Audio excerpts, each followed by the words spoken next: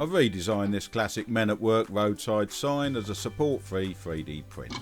Now it's a simple design, though it does require a multicoloured printer. I printed this on my K1 Max with the CFS upgrade kit fitted.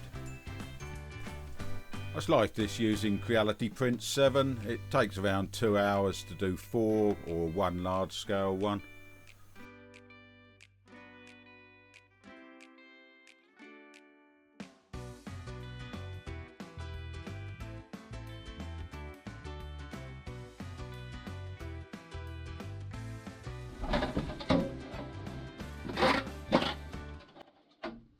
This print turns out smooth and clean. It's also self-supporting, so you don't need to print any extra stands or anything to keep it upright.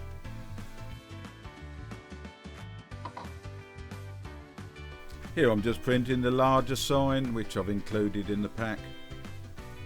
I'll be uploading this model for free to all the usual sites and put a link in the comments.